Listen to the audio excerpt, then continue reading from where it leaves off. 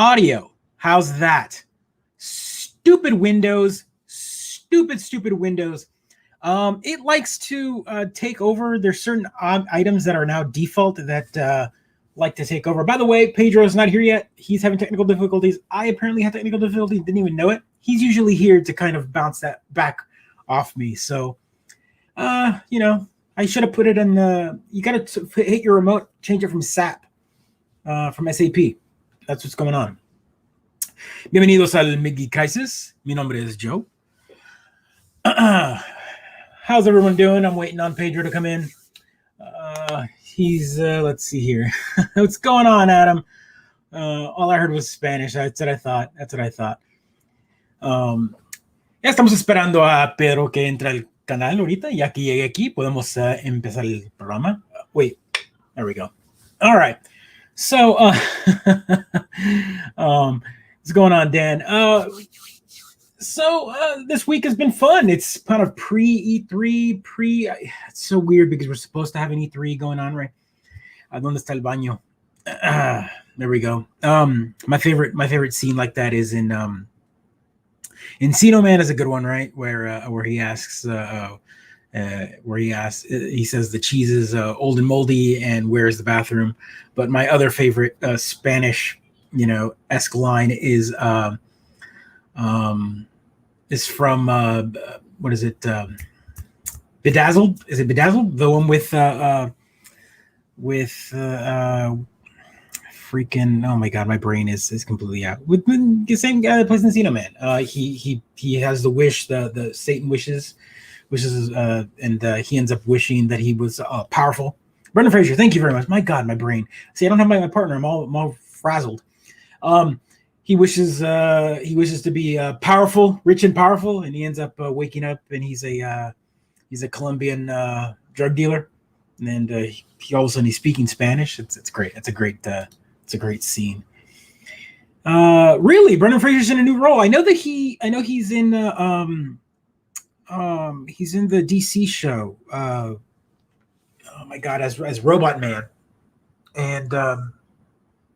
Let's see, I can't even think. I'm not even thinking properly. But yeah, I know he's in that. And he did great, but it wasn't him, right? It wasn't his face. He's just in a few episodes when they do flashbacks. Yeah, I'm always excited for Brendan Fraser to get more roles. He's such a great actor. I think new Steven Soderbergh flick. Really? Oh man, I love his directing. So I'm all for that. We might not get Pedro tonight. Where the heck is it? Doom Patrol, thank you very much, Adam. Thank you. That's what I need. I need someone else to be in here. I got too much going on in here. A lot of news. I'll just go ahead and kick it in, and maybe he'll jump in the middle of an episode, or middle of the episode. Don Cheadle, Benicio del Toro, John Hamm looks amazing. Man, what is this? Is there a trailer up for this? I would like to see this trailer. Maybe we should watch it together on this show. I'm excited to see here. Up into the right. Yes, there is. Okay, let's see here. Let's find it.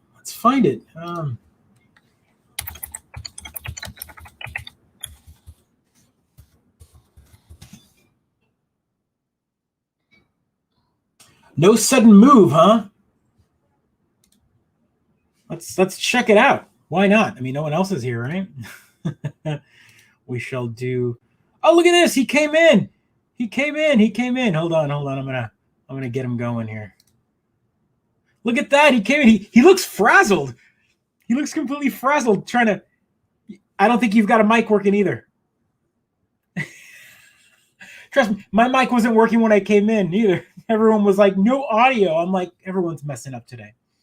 While you're getting that going, I'll go ahead and I'll run this trailer. I'm interested to see. Here, no sudden move. Huh? Here. Hello. There you are. I can hear you now. There we go. Greetings, everyone. What are we watching? What is he, white? Oh, boy. So what's the score? New Steven Soderbergh movie with Brendan Fraser in it. Something that you are part of the babysitting team watching his family while he does it. Is this a Marvel film? No. Everything is normal, except... What do you want? Is that something you'd say? Normal Monday? I'm gonna shoot you right now. Can I go home now? Wait at the house after. What do you mean after? Right off of your I don't know if I can make the volume any louder on the actual stream itself for this. following instructions. Are you helping me or are you not helping? No. Dang. Set up, man. Yeah, what's the movie? It's called No Sudden Move. Offering me $10,000 to turn you in. 15 for the white guy. Think you're the only one that can make a move? I can make a move too. I have the keys. That was I'd like to listen to it. I was like, what Marvel movie is this? What's going on here? I'm gonna shoot you right now. Organized crime. Wonder Woman 1962. That's a $64,000 question. I'd watch Now that. get off of your feet. It's been a long day. This has got everyone in It's it. over you so I can relax. Thank you. You having a good time? Bang, bang, bang. Wow, look at this cast. So, how'd it go? Take you home with me. I had a little slip up at work. I don't think that's the end of that. Bang, bang, bang, bang. You chickened out. Oh, I'm gonna shoot you right now. Honestly, I'll watch David Harbour read the dictionary at this point. Which makes you unpredictable. Which makes you untrustworthy. Why are you doing this, man? Because I'm going to get what's mine. I'm sorry. Roses definitely have to check this out. This is going to be a punch. Boom, boom, boom. What is it, a gangster HBO movie? Max? Is it Yeah, a- I don't know. what is it? Look, What it's- is it? look, I don't it's- know what that it- movie's about. Look, it's Steven Soderbergh. That's all you got to know. That's all you got to know.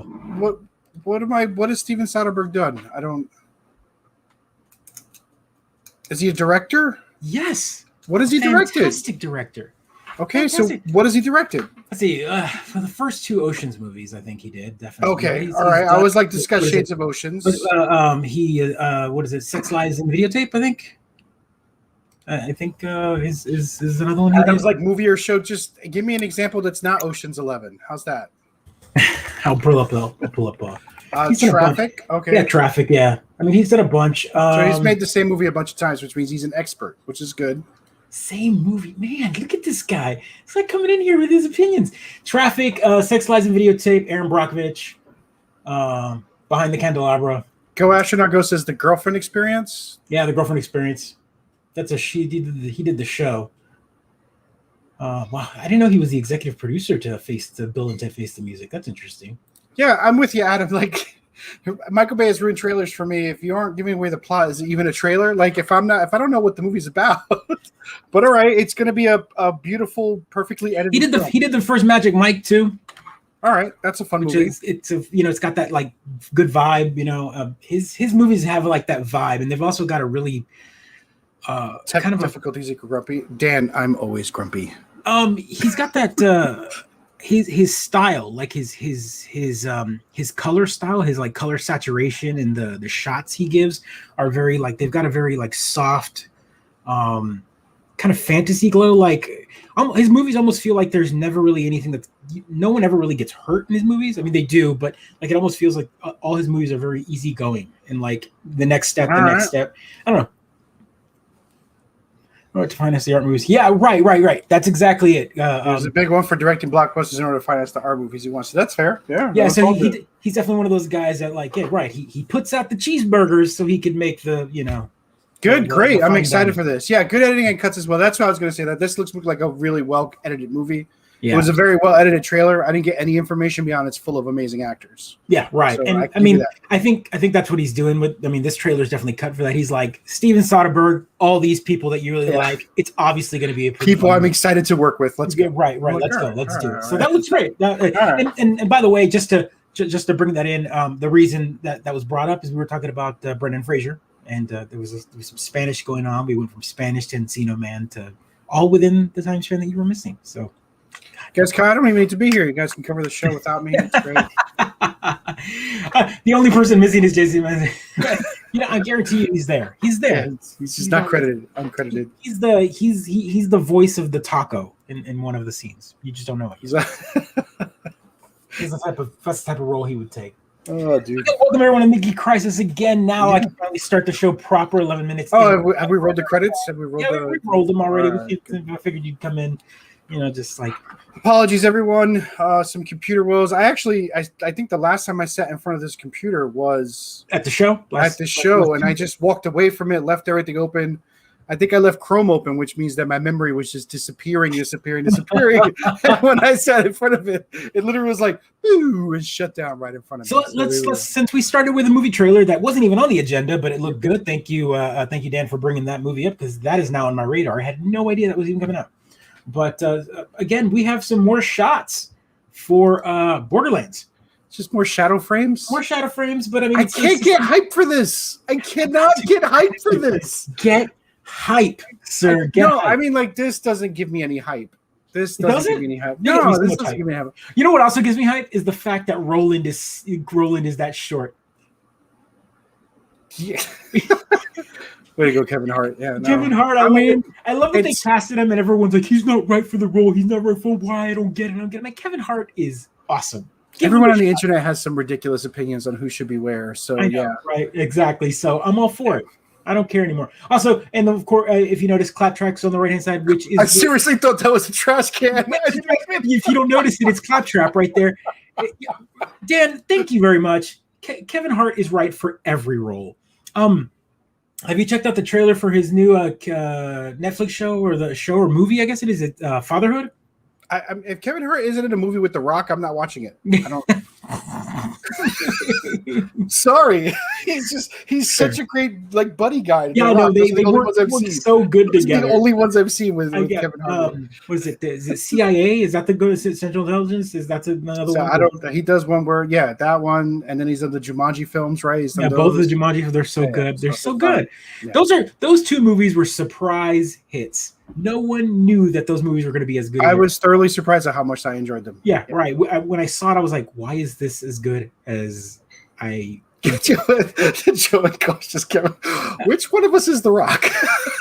It doesn't really matter. I'll take either one. Whichever one you want me. Die Hard. His stand-up one is pretty good. Is that good? I can appreciate that. That's I think during It's All a Dream, if I remember correctly. All right. I watched that. What was that Rock movie where he was in a skyscraper? Like he had to jump. He's got one leg, right? Yeah, that's it. I kept watching that thinking Kevin Hart would eventually be in it. Do you remember when that movie was being talked about? And spoiler. Spoiler, what? Spoiler for the like 4 years and we had a year to watch. What's great about that movie is the moment that the poster came out, right? Do you remember the poster for that movie? It was everyone was doing the math. Everyone was doing the math, and they were calculating how fast he would have to be moving to actually make that jump, and it was just fantastic. There was a whole Reddit thread that was "Do not test the internet's knowledge of physics." Everybody, they were showing him, and they're like, "He's not going to make that jump. He would have to be doing this and this," and they're drawing lines. They had grass. They had full-on engineers and spoilers. He made the jump. Everybody.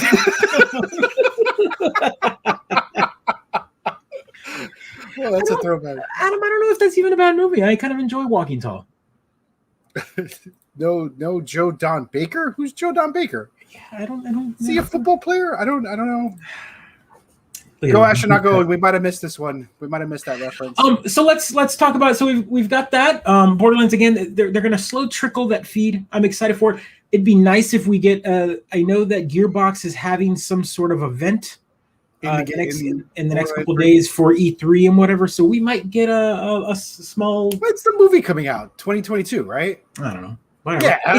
Yeah, but it's a movie about a video game during a video game conference, so we might get maybe a couple minutes of them talking, maybe saying not even a trailer, just like hey, so and so, and they might show them in outfits. I hope you get what you want, Joe, but I'm not getting on that disappointment train. I'm not getting on it. This movie's not coming out for like a year and a half. Yeah, exactly. I've only got room in my station for one train, and that is the Dune hype train. I'm hyped for something else. I'm hyped for this right here, and I shouldn't be. I really shouldn't, but John Cho can do no wrong. All right, bring it up. What do you got? From the cast of the Cowboy Bebop live action adaptation. All right. I'm going to cut this rolling. Perfect. Yeah. Let's go to interview.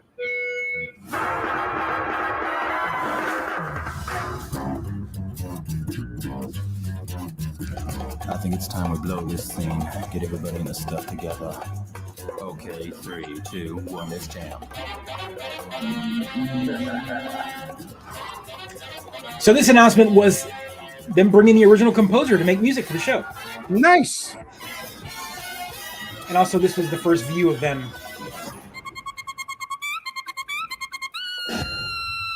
That's cool. I've never seen Cowboy Bebop. Ooh, Oh my buddy. That music That gets is- me hype every That is probably the most low entry point for anime, honestly. Like, it's one of those shows that you can watch. You don't need to know anything about it. It's a serial kind of show where you watch, finish the 12, 13 episodes that it is, and you're done. That's it. See, I can get behind that. Yeah, it's like a single solitary story. Friend of the show. What is it? Brother, sister, siblings, right? He recommended it to me. Hero Academy. That's too deep. And I put in an episode, and then I noticed it was like 400,000 more, and I was like, this isn't gonna fly. It's great, but it's. He also was like, you need to watch 7 episodes before it gets good, and I'm like, I don't get time. Do you even know who Cautious is? Like, So that anime is only good if you're a fan of that style anime, the Shonen Jump style, like what is it? The underdog hero that's obviously the best out of all of them, but he's totally underrated until the very end, kind of thing. That's not Dragon Ball Z, right? That's not Shonen. But Okay, Dragon Ball Z is Shonen Jump. Like, it's the same. Dragon Ball Z style. was only tolerable because I might have been under the influence, right? Because it takes so long before those fights show up. You should watch Star Trek. You should watch Star Trek. You should watch Star Trek. Yeah. You should watch Star Trek. Yeah. Yeah. Start with Voyager. It gets really good about a season in. Right. Right. You can't just watch anything. Yeah. So, like, there's nothing wrong with recommending Hero Academy. It's a great anime. I love it. I watch it, but I'm also like, I'm not saying you have to have all of that behind you, but if you already know what you like, it is a style. It is like, it's a very specific style of food. And if you don't like that style of food, or you've never had it, jumping into that one might be too much for you. Might be too much. That's exactly right. Hero Academia is also one of those shows where they thrive on anime stereotypes. Like, each individual character in that show is based on a trope in anime. Like, he told me that as well. He set this all up for me, and I was like, well, that sounds interesting, but then it wound up. Adam, we know it's Clown Wars here at the Mid-Geek Crisis. We got it. We knew what you were saying. Yeah. Also, Tim, welcome to the show. This must be your first viewing. Yeah. As Joe is here to like everything, and Cautious is here to hate everything. I also appreciate how you use Joe's real name and not mine. That's good. That's our character. That's how it works. Specialized. This is exactly it right here. So Cowboy Bebop and Samurai Champloo are very great starter animes in the sense that, again, you don't need to know anything before it, and nothing exists after it. That they were literally created as their own, like, animes from start to finish, and that's it. There's no extra or anything like that. There's no 10,000 mangas that no. everything. You don't need to know anything, and they're great. They're really good, and they're known for the music. That's it. Go Astronaut Go. You're totally right. That was my starter anime, and I went nowhere else. Right. That was Man, and that's such a tough one to watch. No, I mean, like convoluted. Gundam Wing, all that good stuff. Robotech was confusing and amazing and weird and all that stuff. But yes, I'm excited for this. Again, Netflix live action and anime already screams of, like, could this be good? But John Cho is so great. Also, this should have been out. This is a Netflix show. Netflix original. They paid lots of money to get it. But not only this, during the filming of this show, he broke his leg, like 3 episodes into filming, and so they waited a whole year to finish filming. Oh my gosh! And then COVID happened, and then they had to wait longer. So it usually means this show is at production hell, but not because they don't have the funding or anything, but because of bits of tragedy. So, like, hopefully they have even more funding now that they sort of canceled Jupiter's Legacy season 2. Because I'm so happy. You're happy that they canceled it? Yeah, I mean, it ended. I didn't need any more. It was good enough for me. The father issues on top of father issues smothered in father issue sauce wasn't really what I was into for that show. Did you enjoy it, the whole thing from beginning to end? It was slow, pondering, and terrible. No, I didn't. Yeah. And I watched bits and pieces of it. Yeah. And I couldn't get to the end, actually. I was like, it'll never pay off. And the second season will. You know what? I didn't get to the end because I was there. I was almost to the end. I'm like 4 episodes before the end, and then they announced that it was canceled. and I was And you're like, I'm out. So again, I'm one of those. Yeah, there you go. Especially Gundam Wing, Outlaw Star, all great ones. Gundam Wing was probably the one I watched the most of. Yeah, and then I Gundam- tried to watch a new Gundam Wing, and I was like, "Where am I?" Well, there is no Gundam Wing. There is. So that's the thing. I don't Gundam recognize this place. Gundam is also one of those shows where each individual version of Gundam is its own individual. So Did not know that when I tried to watch a different Gundam. yeah, so you try to watch. I don't know. What is it? G Gundam with the fighting ones. The big droids with the weird hats. Well, yeah, but it was a fighting one where they had one. It was one versus another, and one would be inside, and he'd he'd be inside of the suit, and it was like he'd do fighting moves and whatnot. I don't. Okay, all right. I don't know. Yeah, probably very different. I was just like, this is. I thought Gundam Wing was about a war. Yes, it is. Vampire Hunter D is an anime for sure. It's definitely an older one. How do you qualify an anime? Is Incredibles an anime? What does it have to come from Japan to be an anime? Yes. What is the? Well, all right, that's the Japanese anime. That's the baseline. All right. Just making sure. Yes, the 08 MS team. Yes, that's also a great one. It's also self-contained. It's a great Gundam. That one is actually more like a gritty war one. Like there's definitely like battles within like jungles and like. That's what I liked about Wing. Actually, is what I really enjoyed. So yeah, this one is a good one to watch if you ever get a chance. The art is very. So what does everybody watch it on the Crunchyroll? What is the anime? There's Crunchyroll. There's a few other ones now. VRV, which is owned by, but yes, it's a few other services now. But between Hulu and Netflix and Crunchyroll, you can pretty much get everything. It's very rare that something doesn't fall within those three. Wait, Akira? Aren't you a movie fan? You haven't seen Akira or Ninja Scroll? Like you must have seen some of these movies, Something right? like Family Guy dubbed in Japanese be considered. No, actually, it's not. There is I don't know the term for it, but there is definitely a word for American animation in Japan. I just don't remember it. Funny trash? fact. Is it trash? So, do you remember the X-Men cartoon intro, or do you remember the X-Men cartoon? Like the 90s X-Men cartoon? The Fox one? Barely, yeah. So, you remember the animation, how it doesn't really hold up? Like, it's not very good. It's old. So, did you know that, that cartoon, the Fox cartoon, aired in Japan, but it had its own intros? They created intros for it just to sell it to Japanese folks? It's so much more exciting in Japanese. It's a terrible thing to say. This is awesome. The animation is like totally like, I want to watch this show.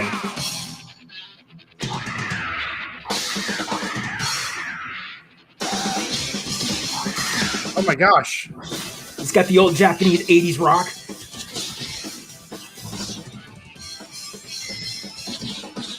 What? I used to have this on a CD in my car. Of course you did. Oh my gosh. Dude, it's awesome. We should open the show with this every time.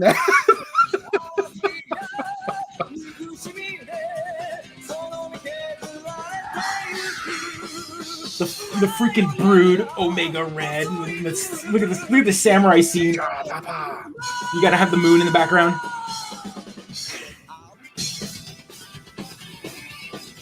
It also looks like the intro to an X-Men fighting game as well. It does. Well, it's like Children of the Atom, right? Like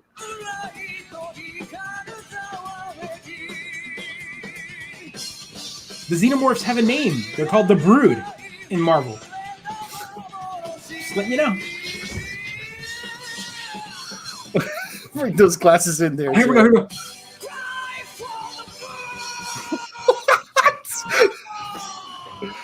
All right, yeah, Cry for the Moon. So that's the season 1 intro, and then they changed it up for season 2.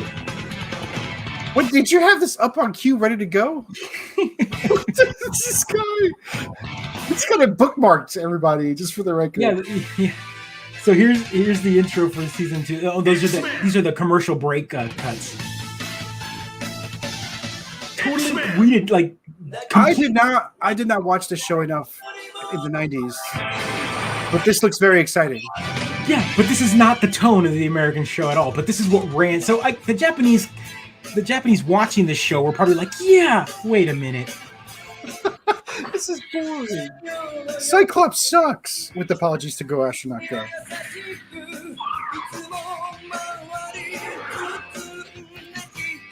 Joe does have 300 tabs. He's actually got a computer just for the tabs, for the record. Some of them are very, very, it's a gamble every time. It's a gamble, for sure. Because I browse in the wild. There is no incognito mode for me, buddy.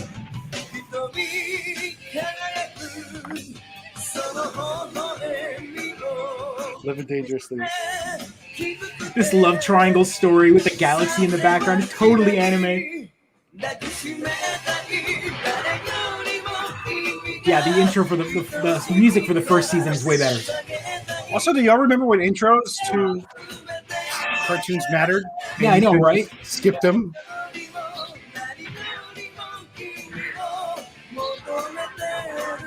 This is like filling. This is like 10 minutes of our show, Joe. When will this end? It's great. It's fantastic.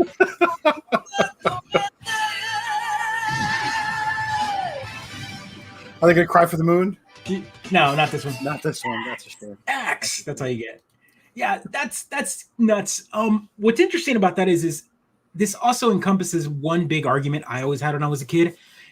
Watching the intros versus watching the show, the animation was always better in the intro. Yeah. I just that's the best part of our show is the intro. Right, exactly. We are the equivalent of 80s cartoon. That's 100% the truth. 100% the truth.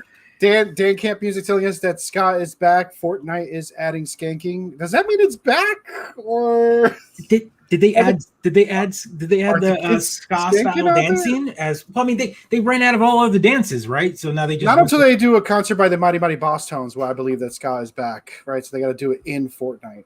Though actually, Garbage, Liz Phair, and Alanis Morissette are touring, so maybe it is the '90s all over again. Everybody. Maybe it is the 90s. It is the 90s. There's a new Matrix coming out. They're rebooting. What else are they rebooting? Matrix and I forgot the other movie that they're rebooting. So we are getting Rick Sanchez is in Fortnite right now. I don't know how I feel about that. Like I'm cool with it, but like my kid plays it. So I mean, yeah. Your kid maybe shouldn't be. He definitely should know who Rick and Morty are for sure. Yeah, he shouldn't know who Rick and Morty is. What's interesting about this is the Battle Pass trailer. Superman is in it now. It's good. So now we can have Rick. I thought this intro was pretty cool. All right, listen up. We don't have I also like that Rick Sanchez is like cel shaded, so he's like a cartoon. Seriously, Kat? They totally caught me off guard with the Superman thing. Fortnite isn't for kids. I mean, my kid enjoys it, so like I don't mind. It depends on the kid, Ryo Kiyoshi, but definitely their audience is teenagers. I think it is. I mean, it's definitely for the teenagers, the preteen, the teen. Also, my kid's gonna be 12 this year, so like. I mean, if there's no Morty, then what the hell's the point? No, Morty's the hammer.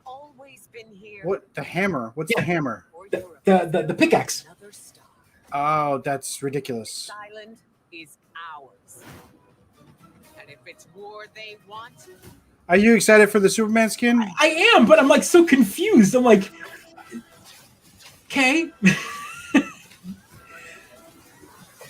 Looks like fun. It's an alien. Does the game look that good now? Have man. they spiced up the graphics if it looks like that? Yeah, it's supposedly. Yeah, that was my big question, right? Superman has a gun. Is that really?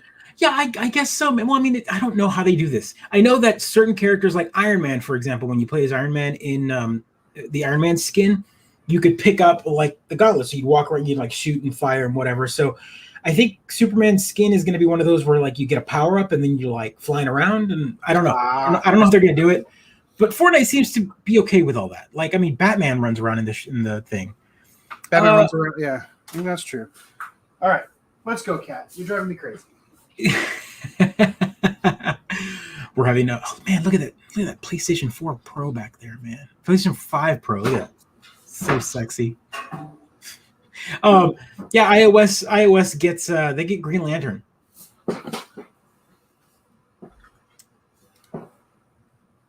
iOS players get Green Lantern as a skin. What? Is that true? No, because there's an iOS version, right? I get it now. It's Ryan Reynolds' version of Green Lantern, by the way.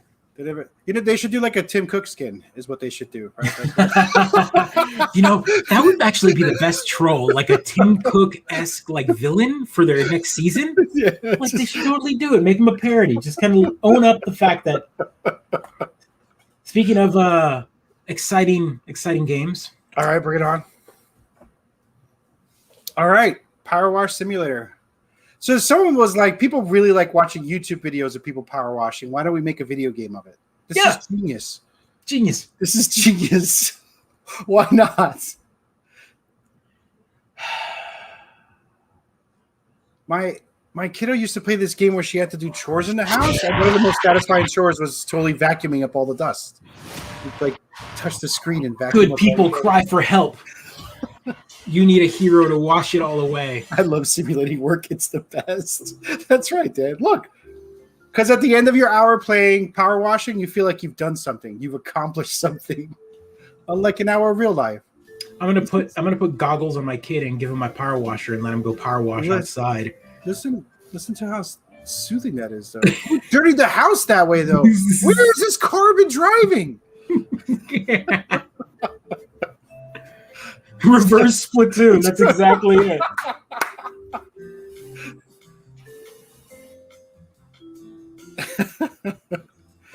Oh, my beautiful house, so clean.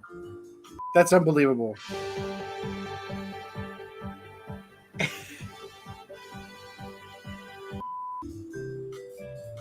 Unbelievable. Can you crank up the pressure and destroy stuff? I'm sure you can. I mean, just blow out windows. Oh no! I'm sure, right? Oh man. Yeah. So that exists right now. That's what's happening. That's good. That's good fun.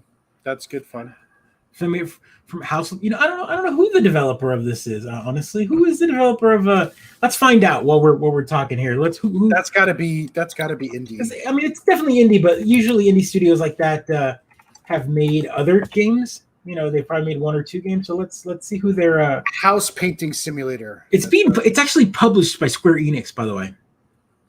I find that interesting. Let's see what else they've done.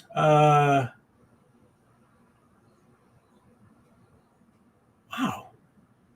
Is it a lot of games? No, they did Peaky Blinders, Mastermind. Oh, all right. So they've made some games. Yeah, they've made. Well, here's a list of games. So of course, Powerwash Simulator, Peaky Blinders, Mini Mech Mayhem for PSVR, Tiny Track PSVR. It looks like they do a lot of VR games. Velocity for Vita, Surge, Velocity. I've played Velocity Ultra. It's a Coconut Dodge. Not exactly known games. So hey, this could be their breakthrough hit. Well, I think it's going to be, right? It's going to be. Man, speaking of that, on Wonderworld. Wow. Yeah, man. Yeah. So Battle on Underworld was a huge flop. Not only that, we got news late last week that Yuji Naka was let go from Square. Oh, wow. Because of this. I mean, we're talking about the guy, one of the early original programmers to Sonic the Hedgehog. I mean, this guy's like legendary when it comes down to games that he's made. And it's sad. This game just flopped because no one's interested in these kinds of games. Right. Anymore. So this is one of those. I had a conversation with a buddy of mine about this, and we're like, this is why you don't give people that have made really big games their own game with no checks and balances, right? Like, I wouldn't give. This is what happens with Kojima as well. Like, if someone isn't telling him no, Kojima will go off the rails. I think he kind of did with Metal Gear Solid 5. No, I can put balloons on horses and lift them up into the air. So this is one of those guys where he didn't like being told no, so he took his ball and went home, and then he made Amazon Delivery, the video game, right? Like, where you walking simulator and you use your jars of pee as weapons and blood and bodily fluid. It's weird. It's a weird game. Not saying it's a bad game, but it's definitely a weird game. And I can't imagine that his next game being any better. So, like, this is one of those times where here's this guy. He's renowned for his like style. They're like, hey, we'll give him a game, and he decides to create his own game. The team that he probably brought on to help program the game was all like excited to be working with the guy who worked on Sonic the Hedgehog and Nights into Dreams. And he did quit. But I mean, early on, the news was that he was let go, and he came out and said that he left, that he's retiring. I think it was a little bit of both. I think Square was like, yeah, we're not going to give you another project, so like you can leave or we can fire you. Is one of those scenarios. Yeah, totally. Huh. Yeah, so this game is bad. It's bad. If you guys want to watch like a terrible, like, go watch the Donkey video. Is it a jumping ring collecting game? It's weird, man. It's like it's a platformer where it's a 3D platformer where you pick up power-ups, and there's like 100 different power-ups, and none of them are good. Oh, like, okay. Like Always a pleasure. One of them is like a spring jump, right? You turn into a spring and then you jump, but then the spring jump is like very weak, and you're like, well, this doesn't feel like anything. There's like all these like, it's almost like the game limits you to give you power-ups that give you basic moves. So you want to avoid the power-ups. Yeah, well, I mean, and then there's lots of power-ups that are like, now you're a spring flower, or you're a flower that's shaped in a spring. Now you're a metal spring. It's like, wait a minute, this power-up feels exactly like this one with a different skin, but they introduce it like it's a new thing, and it's like, what the heck is going on in this game? And after every mission, there's like a dance scene, and it's this like study in excess. Yeah, man. It was like, again, this was one of those like George Lucas and Phantom Menace. Is that what I'm hearing? Yeah. It's people like need to say no. People need to say no. No one is gonna like a movie about trading disputes and tariffs, but fair enough. Whatever. This movie has too many endings, George. Too many endings. Yeah. Yes, right. So, yeah, he does. But Kojima is, look, I know there's lots of fans of Kojima, and I think he's a great game developer, but you can tell that he's one of those guys that people don't tell him no. He is so great that he's too great, right? Like, and no one's going to tell him no. No one's going to say, hey, dude, like, what's the deal with the walking mechanic on this game? Like, do we have to make that difficult too? Why do we have to make a game within just the walking mechanic? Why do we have to do, like, why all of this? And not saying that Death Stranding isn't a good game. It's a weird game, but it's its own thing. But you can only do your own thing so much before you're like, okay, where's the game at this point? Like, I feel like they praise him so much for how weird this game is that he's only going to get weirder. Yep. So expect the weirdest game ever coming out soon. Right, exactly. So yeah, Dan, you're a shoo-in for our producer if you want to. No, I'm kidding. For sure. Yeah. But Joe has a lot prepared. I was too busy rebooting my computer, sadly. So my DM over here, been following along with this. So I saw the headline. I haven't read up on it. Right, I'm excited for a Feywild. I love the Fey in my world, so I'm kind of thrilled for it. It'll be interesting to see what they do with it. Right, where are they going to go? I'm excited. Yeah, I'd be interested. It's a way for them to kind of bring some time shifting, some modern flair. But I'm just from the artwork I'm seeing. The artwork, yeah. I'm seeing watches and maybe steampunk and modern, maybe the 20s, the late 1800s kind of style. So seeing that kind of technology in the game, which means that you'd have to create stats for a lot of that stuff. Yeah. I just hope they don't like Critical Role it, right? I want it to be like that's the only way to D&D, Pedro. That's the only way to D&D. Yeah, that's right, Dan.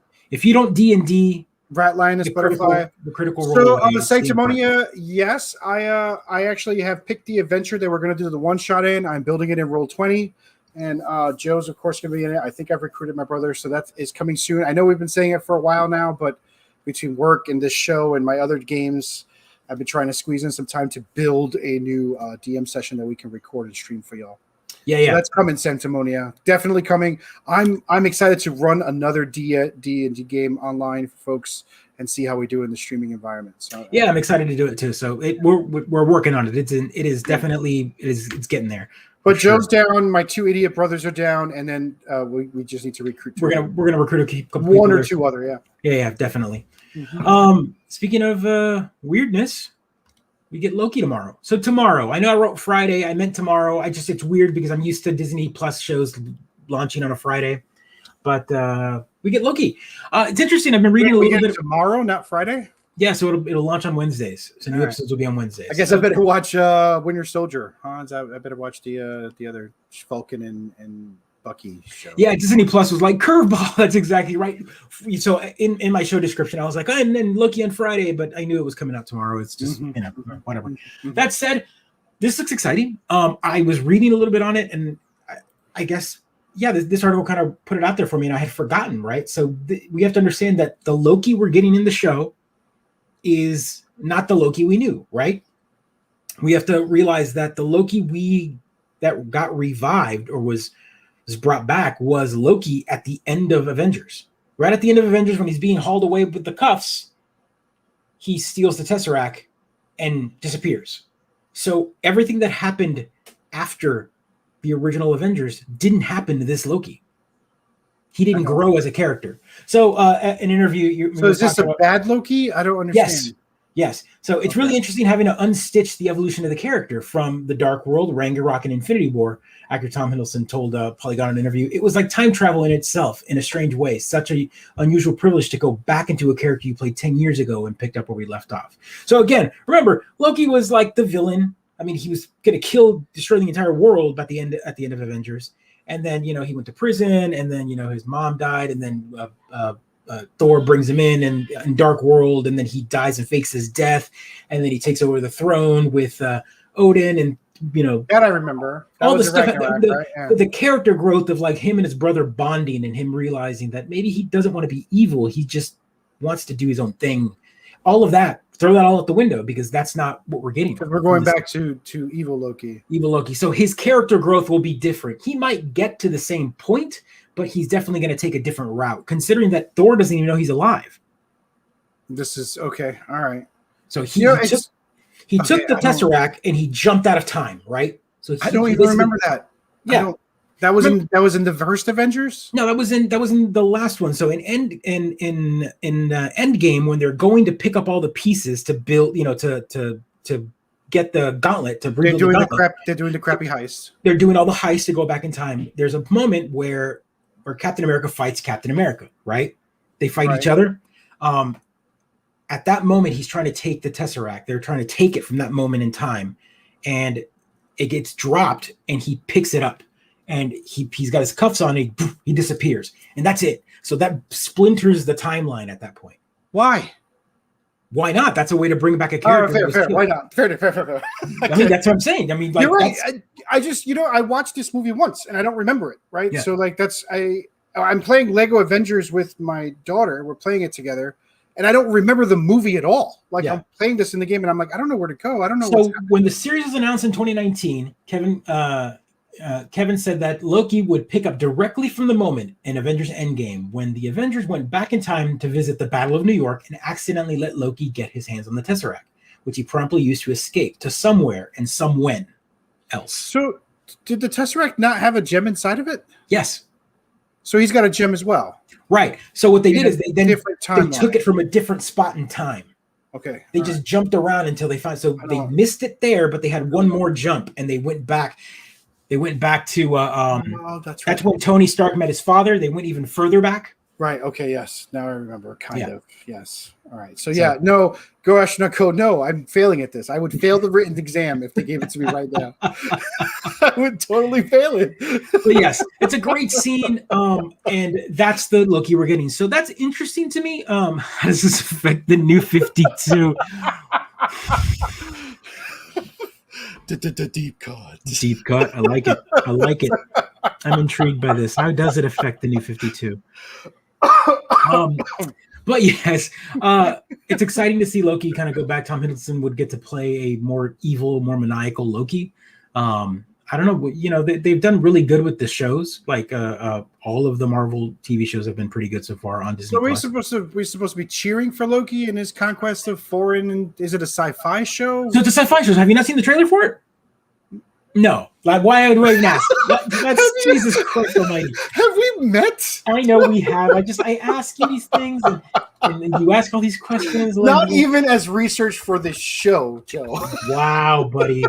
Wow. It's like, Wow. So let's watch this trailer real quick as let's catch up my partner in crime over here. Which one's Loki again? Just that's this.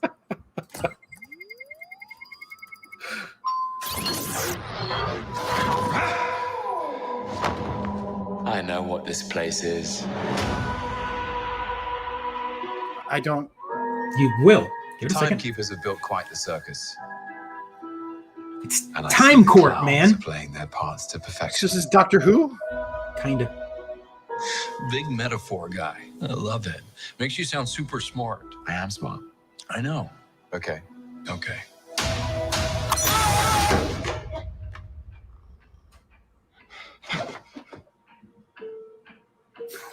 Please sign to verify this is everything you've ever said. This is absurd. Sign this too.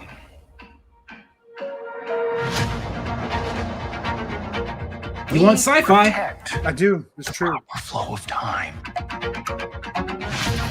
You picked up the Tesseract, breaking reality. I want you to help us fix it. Why me? I need your unique Loki perspective. Right. Do I get a weapon? Nah. I've seen it a long time. You really believe in this Loki variant? Luckily, he believes in himself enough for the both of us. Really? Why? It is adorable that you think you could possibly manipulate me. I'm 10 steps ahead of you. You're not big on trust, are you? You can trust me. Loki, I've studied almost every moment of your entire life. You've literally stabbed people in the back like 50 times. Why never do it again?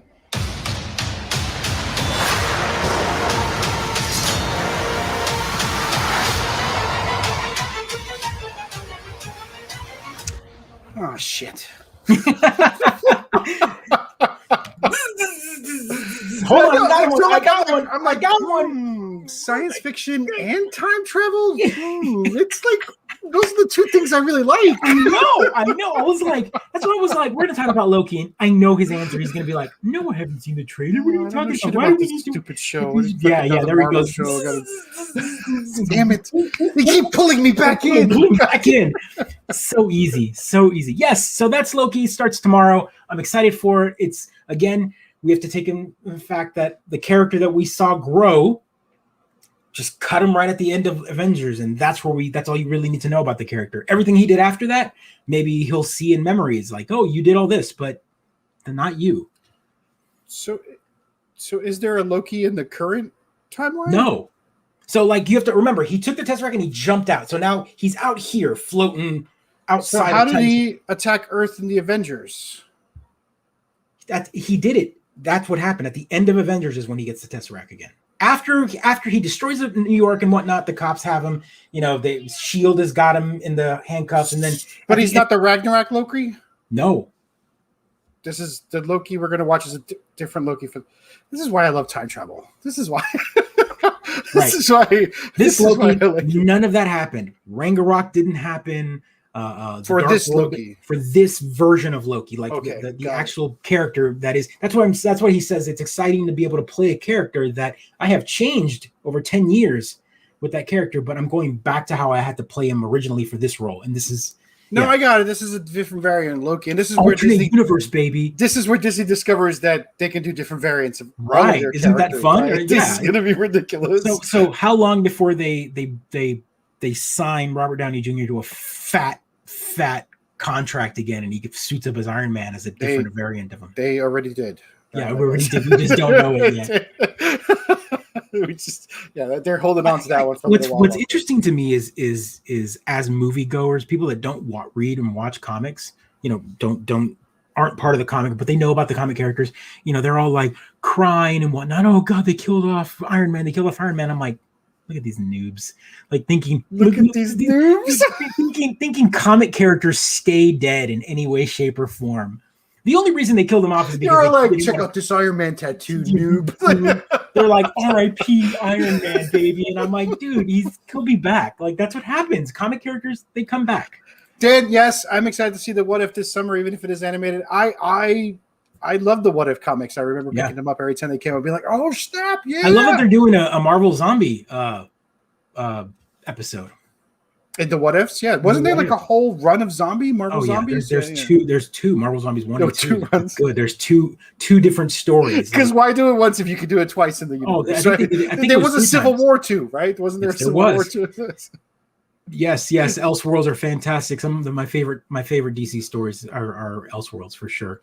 So it's on the list. Sweet Tooth is on the list. I'm excited. Yeah. So thank you for it. bringing that Looks up. good. I have that on the list. What is it? Where is my 10-bit shows right now on Netflix? And again, Sweet Tooth is on the list. I'm excited. I've read the comic. It's good stuff. It looks great. So this is definitely one of those shows that I want to sit down and watch, but it's got to be one of those days when I'm in the mood for feels, because I know like this show can be in the mood for feels. Yeah. It's gonna wreck me a little bit. I can tell for sure, but I'm excited for it. So, yes, Sweet Tooth is definitely on the list. It's good. I wonder if Go says, yeah. Gonna be relentlessly dark as the comics. The answer to What If in the comics was always everyone dies horribly. Yeah, that was the 80s though. And 90s, yeah. 90s, yeah, 80s and 90s. right. Well, that was the extreme way to go. Were there any? I mean, are there any happy? I don't remember if there were any What If happy stories. You're right. There was a lot of like sadness and death, because that's where you get to go. That's the fun part. There was a sequel to Sweet Tooth. Yeah, there was definitely. Sweet Tooth is a it's a DC kind of an indie comic. It's not definitely it's not the superheroes or anything like that. It's just in general. It's a Vertigo, right? So right, which is their indie. Yeah.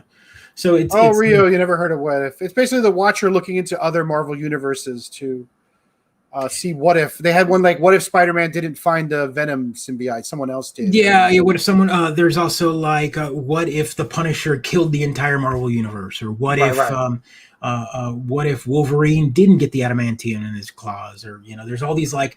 But basically, think of defining moments of a character, and go the opposite direction. Yeah. Like, what if Steve Rogers hadn't been frozen and he was Captain America's entire timeline? So he was old by the time the original. What if Disney didn't buy Marvel? That's definitely one right there. Then we wouldn't see what. So does the show like invert itself and all of a sudden explode? Because like it just gets made by DC and everyone complains about how bad it is. Right? No.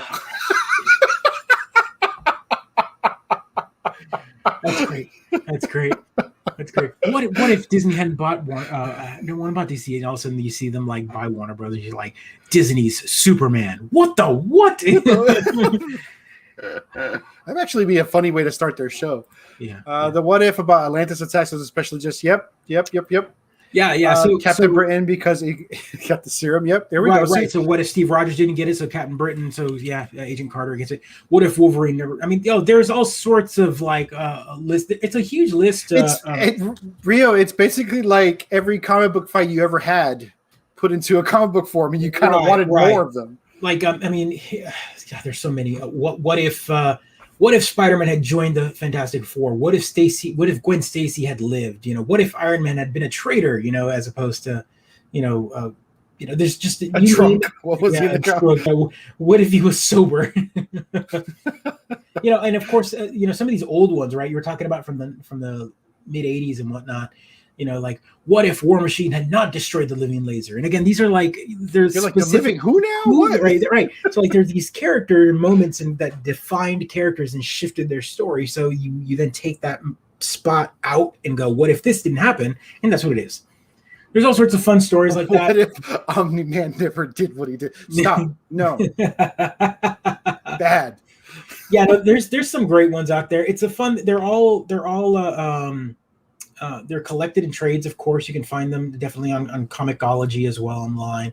There's a bunch of there's some modern takes too, right? So they kind of started it over again in the early 2000s, but the original run was like in the mid 80s or 70s and 80s and 90s. It was back when you didn't have to have everything associated with canon, and you weren't pilloried for everything not being perfectly lined up with canon. Right. So that's exactly people understood that comics could be different universes, different variants, different rules. Yes, that's exactly it. And again, they started taking in the early issues of What If were more fantastical, right? Like, what if Wolverine hadn't gotten his adamantium? But then later on, they started the newer runs were like taking moments of story arcs. Like, what if this didn't happen in Civil War? What if so? Then at that point, they could shift the story. And then what ends up happening is sometimes there'd be breakout characters in some of these, like characters that were created for the What If, and people love it so much. That's kind of how like Gwen, Spider-Gwen was created, right? She's not a What If, but she's definitely a Splinter Cell story that was like, oh, let's do a one shot with this, and then she broke out. That they were like, let's keep running with it. So yeah. Robert Downey Jr. is the executive producer for Sweet Tooth, which is like him going to DC. He's got a shit ton of money, right? Yeah. Well, he was like, yo, someone gave me this comic book while I was in the middle of filming Iron Man, and I liked it, so like I opted it for a movie. Yeah. So that's pretty much what just threw the money down right the there. makeup. They're like, yeah, have you read this? And you know that's how it happened, right? I just don't see Robert Downey Jr. stumbling into a comic shop and going, Sweet Tooth, yeah, I'm gonna read that. Come on, like issue one is literally a kid with antlers on his. Like, there's nothing about that calls, I mean, that's the cover to. You gotta invest some time. You gotta invest some time. Like, nothing calls you about that, but hey, there we go. So more power to Iron Man for bringing some more properties from DC into the big screen. For sure. Because that's a DC property, right? It is a DC property. Right. But does it fit into the canon of Superman and stuff like that? Yeah, right. It's Vertigo, right? So, oh man, what else is there? Oh yeah, we talked about D&D. We talked about D&D earlier. Yeah, great, awesome. Can't wait. More crossovers, baby. I won't lie though. Like, these campaign books that D&D put out, that Wizards of the Coast puts out, are kind of neat because they come with like fully colored maps. They come with new monster ideas, right? So this is what I use them for when I play with y'all, right? I don't use the campaign Strixhaven unless someone actually came to me with that. But so more creation is more creation. That's good stuff. I like it. Yeah, I mean, right. That's exactly it. I mean, I dig the art's always great, man. The art is always cool. Look at that little owl guy sitting there. Next to a lot of candles, a lot of open flame by books, but that's all right. That's all right. How do we? Well, they're magic, right? They don't. They just put them out. It's like a chilling touch. It's a chilling touch. Isn't frost and isn't a touch. It's neither chill nor touch, right? Chill nor touch. God, what an infuriating spell name for sure. It's a ranged necromancy spell. It's a ranged necromancy spell called Chill Touch. That's so like. Infuriating. Yes. The number of times our players have tried to use it on fire creatures and then argue for ice damage cracks me the hell up. It is. Larry Elmore is responsible for most of my fantasy imagination. That's spot on. A lot of the artwork is amazing. Is he still around? I don't remember if Elmore's still around or not. That's a good question. I think I saw a collection of his art recently somewhere. He's not dead yet. He's 72 years old. Lives born and raised in Louisville, Kentucky. There you go. You could tell his art's like that, right? His art's definitely got a country feel to it. So absolutely. His art is very it's good stuff. So we're gonna poll the audience here. My daughter read a Street Fighter comic book with Sakura versus Karen on it. It's an old free comic book comic book. She finally read it all the way through on her own, and now she wants to learn how to play Street Fighter games. So Dad of the Year. Sorry, everybody. You're a lot of contention, right? And B, what Street Fighter should I start her on? Right? I mean, you can't just jump into the biggest one now. That's going to be tough to sort of. No, pick up. She's got a Switch. She does have a Switch. Pick up Street Fighter 2 Ultra. The final challengers. Pick it up on the eShop. The game. Don't try to pick up a physical copy. It's impossible to find. Right now, it's stupid, ridiculous. Again, am I new to the show? I know you're not. I'm just. Who are you talking to, Joe? Talking to the fans out there. Don't pick up a physical copy. I'd say go find one. If you go to a Walmart, you might find it in the clearance section, hopefully. But then if you buy it flip it on eBay for $200, please. All right, there you go. There you go. Street Fighter 2 Championship. Is that what you said? Which one Yeah. did you say? So here I'll show you what I mean. I'm going to write it down because I'm an old man. So Ultra Street Fighter 2. The final, what is it? Yeah. So here I'll pull up this Switch trailer. So so this is Ultra Street Fighter 2. It's Street Fighter 2. It's for the Switch, and it's nice to play it on the Switch. Mm-hmm.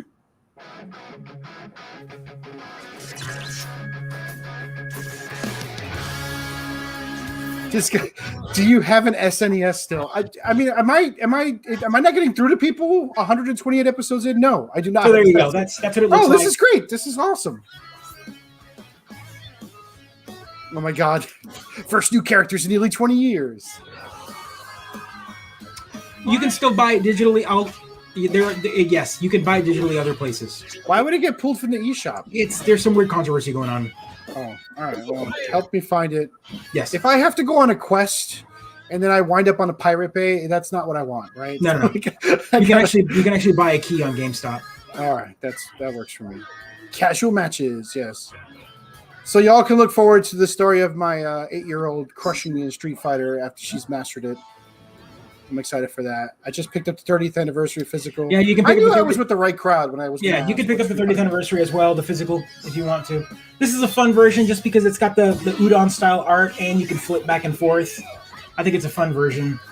I think she'll like it, and it's got Chun-Li. It doesn't have Sakura though, right? No, that's for the alpha. You might be able to pick up the anniversary editions with that, so that's definitely a fun one. What the heck is this? Oh, it's got a fun like controller mode where you like throw Hadoukens. That's stupid. All right, fair enough. TV mode, which every Switch game has. Yeah. Little tiny controllers. Little Hadouken.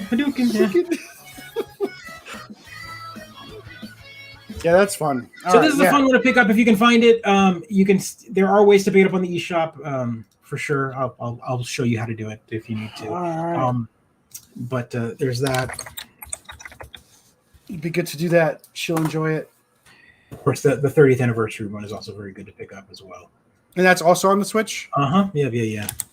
What's on the Xbox? Is there one on the Xbox Pass? You can pick up. There's not one on the Xbox Pass that I'm aware of. There's sadly, but the anniversary collection is that might be another one you might want to pick because it gives them more selection of versions of Street Fighter for sure. So I'm down. So yeah, it's got Alpha and Street Fighter 3 and all of them. There's Sakura's and a few. There's Karen right there. As long as she has like 30 or 40 different female characters she can play. Yeah, so this is also a good one to pick up. This one has got, again, Street Fighter 1, Street Fighter 2, Street Fighter 3. Mm-hmm. And we just started Knights and Bikes. Adorable. Oh, okay. Adorable, Yeah. Fun little game. So she's loving it. It's both female characters, so she's thrilled to play it. She doesn't have to only be the only girl character, so she's pretty excited for that. So I'm starting to realize why maybe a lot of women don't like video games, right? Not even starting to realize, but it's reinforced by watching my daughter play games where almost the minute she finds out that the main character is a boy or a not clearly a boy, she's a girl, she gets very like, she's like, I don't want to play this. I'd rather play something else. Whenever we're playing Avengers, she immediately wants to switch to all the female characters. She'd rather play the female characters. So it's sort of interesting to watch my daughter engage in games. Yeah, that's a good conversation to have because I don't get to see that because I've got two boys and like again every protagonist in every video game is always almost big chunk of it. What is fun though is when I play a lot of choose your own character, create your own character style games, I'll roll a female character just to have one.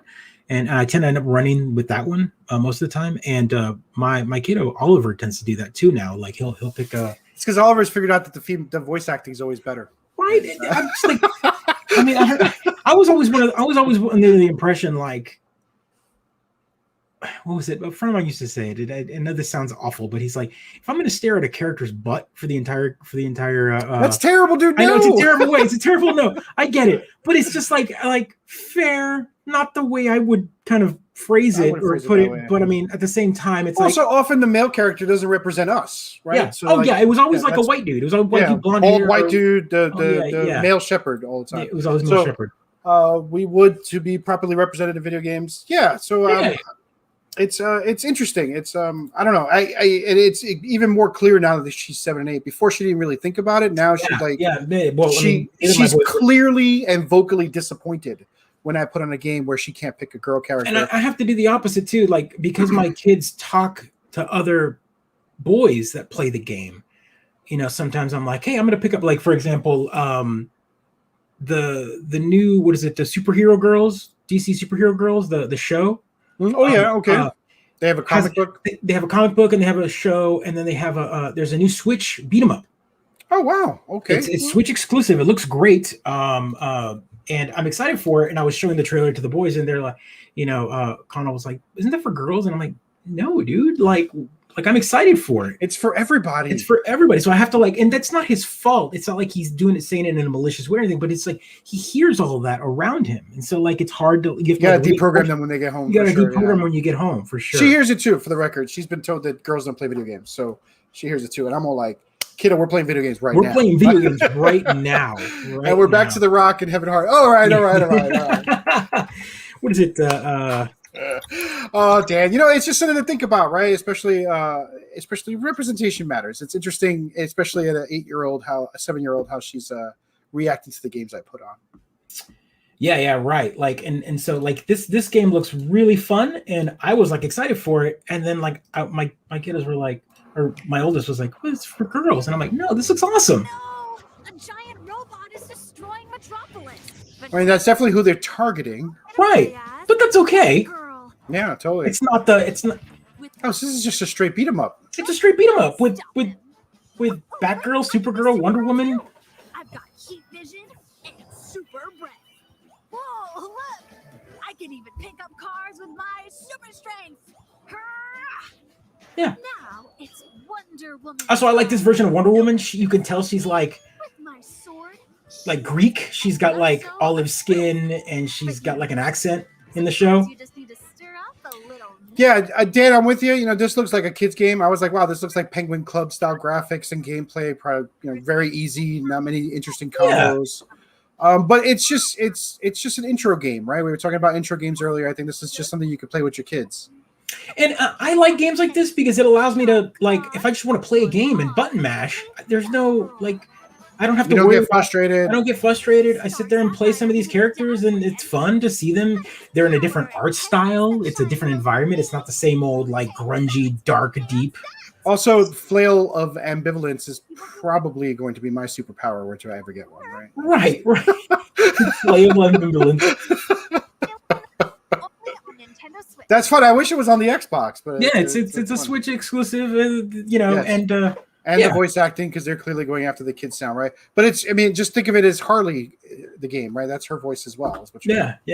So it's it's an option. Again, that's games directly, but I'm also glad that it's not like Barbie Horse Adventure constantly, right? Here's a superhero game made for girls, which is okay with that. Horse Adventure, that's exactly right. That's exactly, because I would never buy it. That's the sad part. I'll never pick it up. Right. But this game looks enticing because again, it's all the female characters of that exist. They're already superheroes. I've got a bunch of those comic books, so yeah, I know exactly what you're talking about. All right, my dude. Yep. There we go. So do I. I lie. I have Barbie games. So anyway.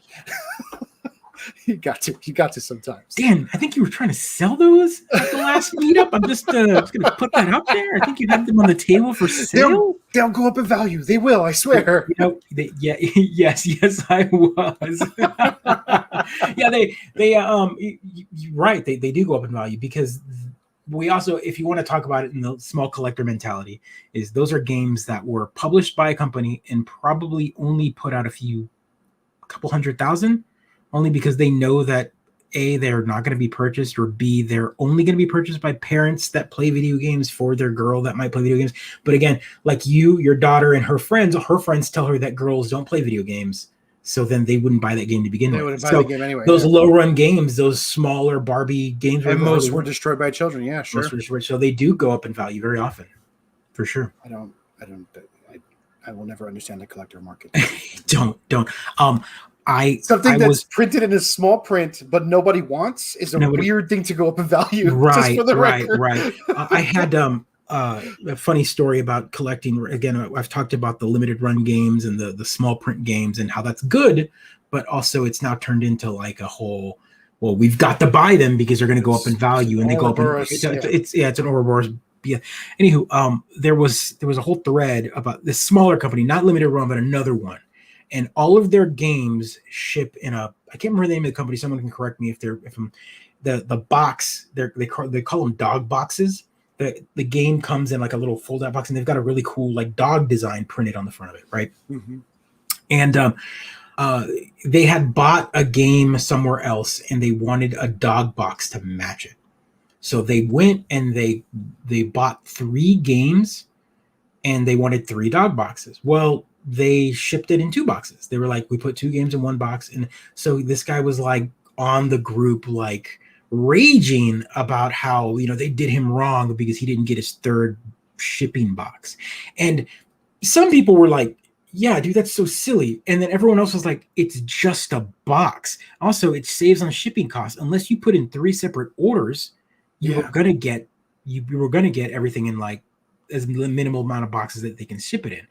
So why are you complaining? And of course, like it just showed it kind of like enraged he wanted the 3rd dot box just to be able to raise the value of some other game he already had. Right. But then people in the forum were like, you can't, the boxes have shipping label on them and they're cardboard, which means that they rip off if you try to peel them off. So what? I don't understand this like completionist need for, like, we also had another conversation where people are selling the stuff that are inside of, like, here's an example. One of the groups that I'm in, they talked about bonus pack-ins in a game, like Punisher for Genesis. It had a big old label on the front that said, now comes with the a Punisher tattoo or whatever. And apparently, the tattoo stands ahead of us. The tattoo goes for like a couple $100 on eBay. Yeah, because they got thrown away or lost. They got thrown away or lost. I get it, but I'm like, at what point is it about the game anymore, or is it just about having every little, like, people will bid on registration cards that came in games, like the right, because they want everything in the complete form, right? Is that they want to? But it's not even about like the manual. That's been around. I mean, for the record, that's been around for a while. Like old D&D boxes, they would have the insert advertising some other set that you could buy, and it's literally just an advertisement. It's not a complete set if you don't have the advertisement. You could have all the maps, the tokens, the dice. If you don't have the advertisement, it's not right. So, yeah. And then they grew up to wear Punisher shorts, and never mind. Wow. Who wants Punisher tattoo?